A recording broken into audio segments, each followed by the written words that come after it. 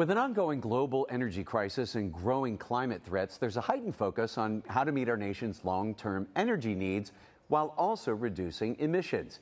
U.S. corn growers are often on the front lines of the fight to improve our energy security, meet global food demand, and cut carbon emissions. Joining us today to talk about these important issues is J.R. Roesner, a farmer and board member for the National Corn Growers Association. So, J.R., thanks for joining us. Let's jump right in here. What are some of the environmental benefits of ethanol? Well, ethanol has a great greenhouse gas emission reduction compared to gasoline. According to the Department of Energy, Argonne National Laboratory, we're seeing up to a 52% reduction in greenhouse gas emissions compared to regular gasoline.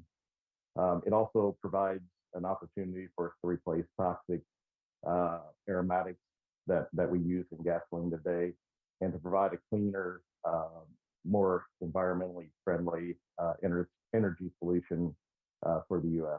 So we know a big part of manufacturing ethanol is growing the corn itself. What are corn growers doing to improve sustainability practices on their farms? Well, we're using a variety of techniques, from enhanced technologies, efficiency improvements, reduced fertilizer, increases in production.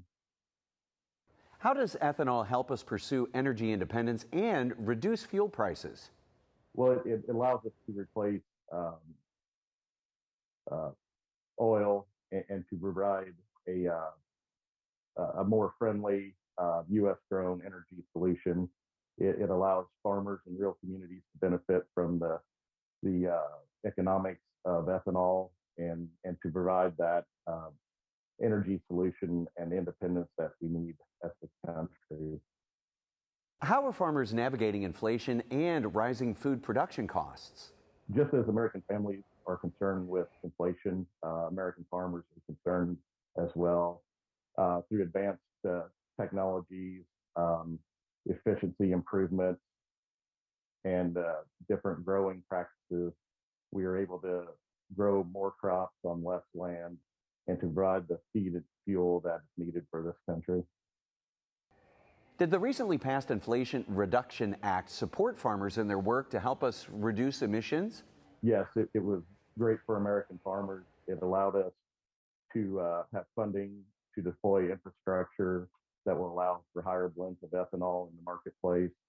It also provides tax-based incentives to reduce carbon and to provide pathways for greater ethanol use and also sustainable aviation fuel use.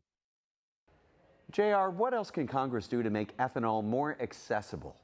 The first step would be pass the Next Generation Fuels Act to provide a pathway for us to have higher blends of ethanol in the marketplace, to allow for auto technologies that will improve efficiencies, and combined will allow for greater carbon emissions and a more energy independent fuel supply.